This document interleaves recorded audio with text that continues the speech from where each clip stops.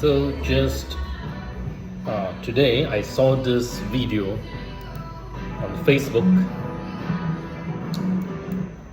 Apparently it says People's Power moves car for fire truck. Okay, so there is this can you guys see? Let me move it a little over here so that you can see. Okay, so we have people. I don't know where is this, but it looks like America. It looks like somewhere in the States.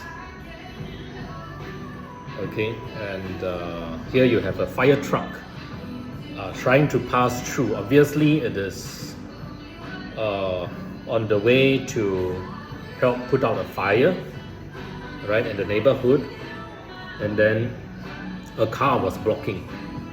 Okay, a car was blocking the way. So what did people do? In Singapore, I'm sure, right, we are just going to do nothing, right? But in this place, right, people are together, right, using their strength and power to lift the car up onto the pavement on the side of the road so that the fire truck can pass through. Just a while ago in Singapore, yeah, isn't it something similar happened? Something similar happened where you have the fire truck trying to pass through, and then someone got burned to death eventually in that flat. Okay, and it was because part of the reason was the fire truck couldn't get through, right? And then there was this funeral tent set up blocking the way, right? So then after that, in TOC in Singapore, the Online Citizen, right, gave quite a deep scoop into it and gave quite a big coverage to it, unlike the mainstream media that actually tried their best to, not make this into a big issue lah. Yeah, you can see from their reporting, they try to not make it a big issue, right? But then that means Singaporeans don't learn from anything, right? From anything that happens, even though a life was lost. What happened to Singapore? What happened to our values? What happened to our ethos of, wanting to seek improvement to the way we do things? When we want to brush off mistakes and mishaps and unfortunate incidents as like one-off, very unfortunate, but then can't be helped, that kind of thing, right? It was a funeral. What do you think, right? What did you expect, right? And then funeral also got the respect. Some people, even some in the opposition, are not very in favor of blowing this thing up, right? Because a funeral was involved. Well, Chinese culture, yeah, Chinese customs, therefore, cannot offend, right? Funeral is a big thing in Chinese culture. 红白事是大件事，所以okay, let's hush about it, right? Why do we want to focus on the funeral being at fault when we can simply put the blame on the PAP, right? On the fire engine, SCDF not doing their duty. Or block the way, you cannot go other way, man. Or you cannot think of creative ways to get in, man. I mean, no doubt those are valid points also. I'm not saying those kinds of opinion are absolutely wrong, but then what did you expect the SCDF to do, right? I mean, what can you do? Sometimes you just need the truck, because for example, if it's a high story building, right, if it's a high story unit, right, in the building, in the HDB block, and then if it's just a motorcycle, you can't, right? Of course, another thing is HDB blocks, if I'm not wrong, they should have fire hose, right? So, and the fire hose, if they are functional, I mean, I don't discount the fact that the fireman can just quickly run up to that story and then use the fire hose at that level to try to put out the fire, even without the fire truck or rather we call it fire engine, right? Having to pass through the place to, yeah, I mean, valid. I'm not saying that's totally wrong, right? But then, why are we not asking questions, valid questions here, of whether, right, the funeral tent may be at fault, right? The either the people putting up the funeral tent, the family members, or maybe the contractor, right? In fact, a few days later, the news reported that the contractor is now under investigation, right? There's investigation going on into whether the contractor of that funeral tent, you see, always someone to bear the blame, right? Someone to carry the burden of the blame and all that kind of thing, right? Yeah. So, but why are we not asking the right questions sometimes, right? I mean, yes, no doubt the contractor may be in violation of some rules, some whatever, you know, access, freedom of access kind of regulations, maybe, right? But we all know, right? And as a Chinese, you also know that sometimes it is the family members themselves, right? Because funeral is a big thing, right? So you want it to be big, so you keep extending it out, right? And then the contractor, they got money to earn, they just follow, you know, they won't ask so many questions, right?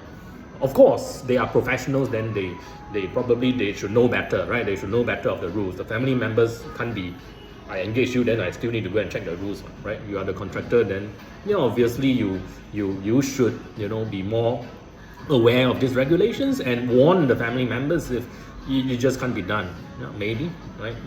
But what I'm saying is that I see an eerie silence, right? Even in cyberspace, right? And only TOC, only Carrie She's the online citizen is brave enough to do honest journalism, right? To report on this, and whichever side you're on, right? This has nothing to do with PAP versus opposition. This has nothing to do with establishment versus anti-establishment, right? And there's nothing to do with it. It is culture. It is how we as a society can do better. And I think in our fight against the PAP, in our fight for freedom and democracy and more liberty and human dignity and human rights in Singapore, that part of the puzzle needs to be there, right? It cannot be just, oh, I support more freedom, more democracy, more generally more, how should I put it, more freedom for Singaporeans and more dignity. Oh, that means I just vote opposition will do it already. I don't think it is just about voting opposition, right? There is so much that the opposition can do, and there is a limit to how and what the opposition can say and can advance, right? Especially in the context of Singapore, but not just in the context of Singapore. Even in other countries, I don't think any other free or democratic nation in this world, truly democratic ones, I'm saying, right? We'll say that, oh, I want more freedom, I want more democracy, therefore I vote more opposition. I don't think that would be the answer, right? Only in Singapore we hear that kind of solution, which to a certain extent is reasonable, because right now it's like everyone everyone cannot have a say.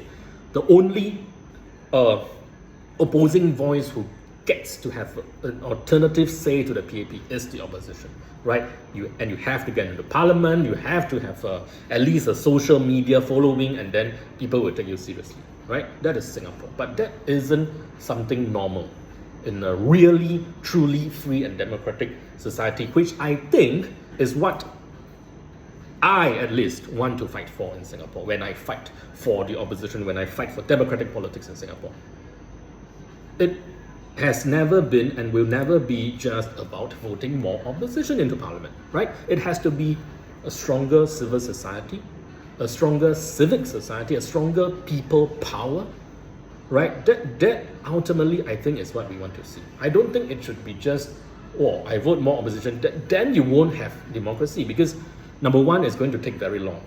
We all know how difficult it is to win the PAP in the electoral battle. I mean, no doubt WP is doing a very good job in it, but even WP is quite limited to only the east side of Singapore, right? And also, it is not like contesting many seats yet, right? So, and as I say already, even if WP is going to be the next government of Singapore, doesn't mean we automatically have a free and democratic society, right? Because a lot is at play. When Sun Yat-sen overthrew the Qing dynasty in China, the people, the vast majority of the people, did not immediately become a free-thinking population, right? Many of them, the vast majority of the Chinese people, even though the Qing dynasty was already overthrown, the imperial household was already overthrown, but then they still had the very feudalistic thinking in them. 普天之下，莫非黄土, right? That's why Lu Xun, that's why writers and all this thinkers and people who are concerned about the social, political psychic of the Chinese people had to come out and write novels, had to come out and educate the people, right, on what it means to live in a republic, on what it means to live in a really free and democratic way, right? It is not about, oh, I overthrew the Qing dynasty, end of story, full stop.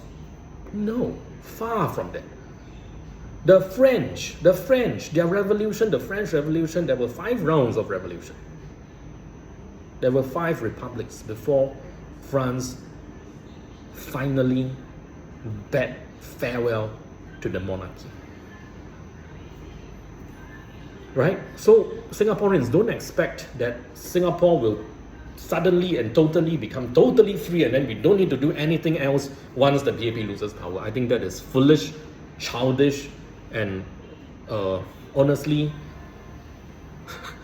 a very forceful kind of thinking, right? Anyone who spreads this kind of course that may be the first step, right? I'm not saying I'm not looking forward to that. Of course I'm looking forward to that, right? But that cannot be the be all and end all. And in fact, that is not even how we really take down the PAP in terms of what it did to our minds. Chee Soon-Juan said, we are fighting not only the PAP, not just the PAP, or rather even not the PAP itself, but what it has done to our minds. And I thought that is such a splendid statement, right? If people in Singapore, including those who support the opposition, think in a way that is hush-hush, right? Or this one cannot talk about offend Chinese culture. That one cannot talk about offend this, offend that. Or what? Offend China, offend CCP. Then, what different are you from the PAP? If cannot talk about this, cannot talk about that, everything sensitive, everything careful, everything hush-hush, everything sensitive topic. What difference are you from the PAP? You're the same one. You're the same as PAP. I'm not saying it is wrong to be selective in what you pursue, right? I don't think I want us to be pursuing everything and anything, right? I do give credit to parties and individuals and whatever movements that are selective in their criticism of the PAP. As I said already, I don't think we want to be criticizing everything, right? There are some things that they did right, we can give credit. There are some things that we think can be improved, and we give our criticism. And by the way, not everyone agrees with everything, right? Not everyone will agree that a particular thing is good or bad, right? Some people think this thing done by the PAP is good. For others, this is bad. And then for the same people who think that this is bad, maybe some other policies are good to them, but then not so for the others. So everyone doesn't, you see, you can't have 100% agreement on everything. That isn't realistic, right? So we can differ. Okay, and as an opposition party or as a force for change, of course you want to try to be selective because you want to gain support from the people. So as much as possible, you try to advance those topics or talking points that more people resonate with, right? So that is understandable. But on the other hand, I think it also should we should also respect certain forces that dare to voice certain things, right? And I think for social issues or social and societal happenings, this isn't even a sensitive topic to me. right? This isn't a sensitive topic. Sensitive topics, I would say things like the reserves, right? I would say things like, when in Singapore, where money is involved, right? Whether the PAP is corrupt, this kind of thing very sensitive. You better not make a joke about it, right? That one I agree, right? No opposition party should be just accusing this and that, right? You can question, you can raise doubts, you can raise suspicions, but you should not be someone who is not credible, right? We should always try to be credible. But at the same time, there are certain things that are not even sensitive, but are seen by many, even in opposition, as sensitive hush topic, right? Like even 377A was a hush topic. Nobody wanted to talk about it. To me, as I said already in my previous video, PAP, if there's one thing good that came out from the 377A wayang show that is so annoying from the PAP, but then there's one thing good that came out of it, and that is now it is open. Now we can debate and discuss about it. And I think it is only good. It is only good that now it is no longer a sensitive hush topic, right? Whether you are on the side of repeal or on the side of non-repeal, at least now everyone can say what they mean. And I think it's such a good thing, right? Because previously it was hush. Okay, you agree with repeal, also you don't make it too loud so that you don't offend those who are not so much on the repeal side. And then if you're against repeal, also hush. Later I offend the woke, later I offend Pink Dot. No, now like everyone is open, right, to voice their support or opposition to the bill or the law or whatever, right? And I think that is only good. Some people say, actually this thing 做了 actually 对 LGBT 更不好, right? It's actually worse for them. No lah, all these are very fringe, radical kind of opinion, right?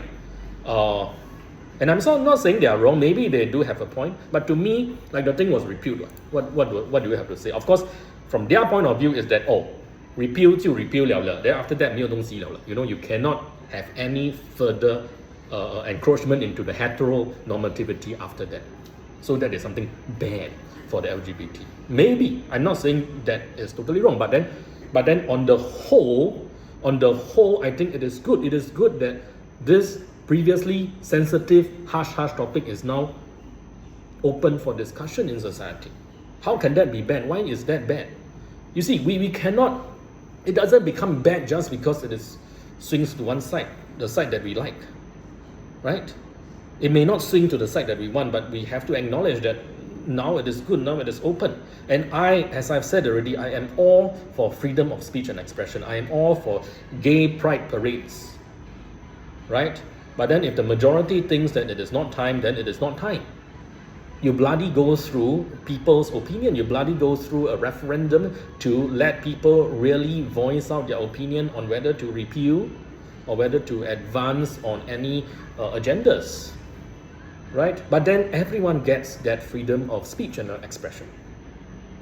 Or whether you are on the side of LGBT or not so much on the side of their advancement.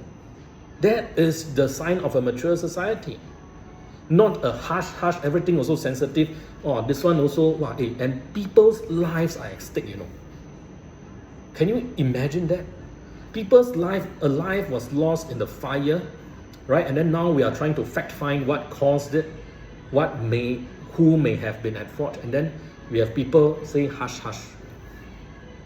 Then are we really living in a democratic society, or are we living in a society like China's? Even in China, people dare to speak out. It is the government that doesn't let people speak out, right? It is the government that clamps down and shuts down people with censorship. But the people themselves are actually brave enough, and there's nothing stopping the Chinese from wanting to voice out any opinion. But Singaporeans self-censor. It's amazing. It's amazing that our Zhonghuajiao in Singapore actually self-censor to the extent that really it begs the question, what are we fighting for?